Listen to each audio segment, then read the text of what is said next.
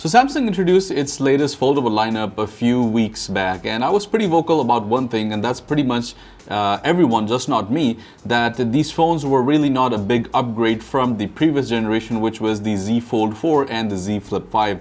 But I have to say that out of both of these, the Z Flip 5 is kind of like the bigger or the phone that has the biggest changes as compared to the previous year's phone, thanks to the bigger display on the outside, which Samsung insists on calling the Flex display or something, and also the new hinge that Samsung has come out with, which finally makes the phone fold flat. Samsung really didn't send us this phone with the box, so there's not going to be an unboxing of this phone, and we barely had it for a better part of around 4 hours, so we quickly were able to take a few shots. So this video is going to be a little bit different, but please bear with me. Alright, so first of all, if we talk about the design, the new display, which Samsung has started calling the Flex window, is a 3.4-inch display with this weird folder-like shape that makes the Z Flip 5 look a little bit unusual. And unlike the Motorola Razr 40 Ultra, which has an edge-to-edge display with a dual punch hole design. The outer display has a resolution of 720 by 748p. Another area where this kind of fails is the refresh rate for the cover display, which maxes out at 60 Hz. Now, if we compare that, it kind of feels a little bit old in comparison to the Motorola, which has 144 Hz of refresh rate. It also has a brightness upgrade this time, which goes up to 1092 nits, which is nearly 200 more than the Z Flip 4. The other significant change is the new Flex Hinge, and Samsung has finally found a new way to make the Z Flip's two halves fold flat on themselves without any gap. And according to Samsung, they were unable to make a phone that had IPX8 water resistance with any other hinge possibility previously, and it kind of does make sense because Samsung is probably the only phone out of the complete foldable lineup from other phones like the Honor and also the Oppo, which it has IP68 water resistance rating and also has a hinge that now folds flat. So we're now getting both of these things. Previously with the gap, we did get a IP68 water resistance, but when we had to sacrifice with the gap this time, we now don't have a gap, and we also have an IP68 water resistance body. This also makes the Z Flip 5 thinner by a full 2 millimeters because the Z Flip 5 now measures at 15.1 millimeter thick, and this time Samsung also used Gorilla Glass Victus 2 on both sides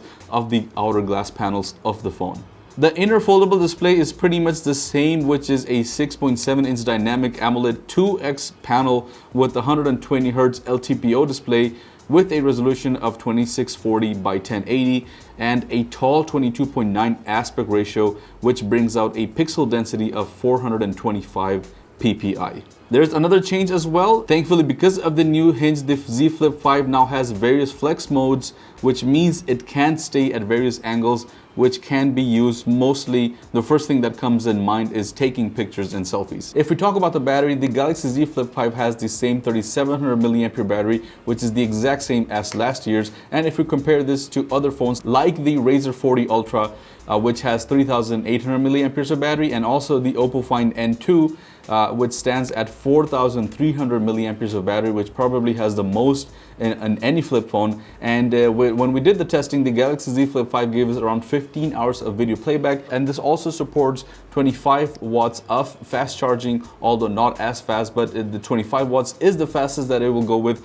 And if you want to compare the 0 to 100, then we did a test and it gave us 50% charging in exactly 30 minutes. Another major change this time is the performance. So now the Z Flip 5 comes with the latest generation, the flagship of the Snapdragon 8 Gen 2 chip, which is actually an overclocked version, and it's specifically overclocked for Galaxy phones. And paired with 8 gigs of RAM, this gave us around 1.2 million points when it came to N2 benchmark test, which is pretty decent. If we talk about the cameras, I'm not going to spend too much time there because the Z Flip 5, just like the Z Fold 5, has no real improvements. It still has a dual 12 megapixel setup, but because of the bigger outer display, it does become a bit more useful if you are taking selfies. Quality wise, it's still pretty much the exact same as the Z Fold 4, so I won't go into much detail about that. Now, if we talk about the price, then 4,000 dirhams is the price that comes for the 256 gig version, and if you want to go for the 512 gigs version, then that will cost you around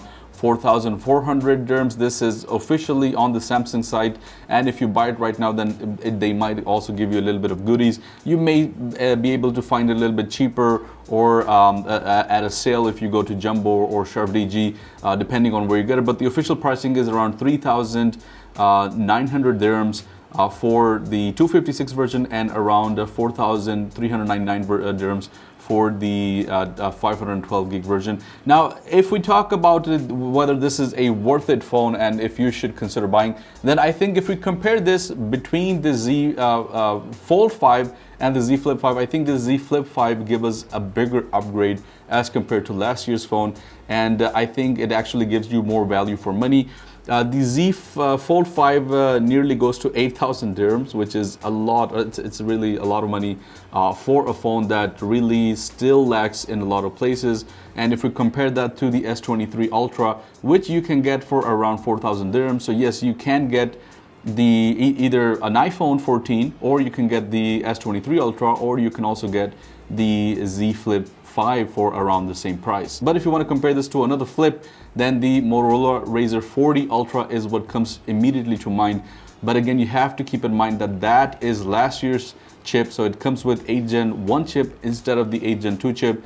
So there's a little bit of a trade-off. So you do get a better outer display, which has a better refresh rate on the Razr, but on the Flip you then get better performance. So it's kind of a trade-off. You have to think of it and you have to make a decision. They're priced pretty much the same. So the Razr will also cost you at around $1,000 or the 4,000 dirham range. So yeah, guys, that's my conclusion on the Z Flip 5. I hope that you guys enjoyed the video, and I hope that it was informative if you do want to buy it. Thank you so much for watching, and let me know down in the comments below which one you would consider buying, whether the Razr is something that you would like, or the Z Flip 5 is something that you would go with. Thank you so much for watching, and I'll see you guys in the next one. Peace out.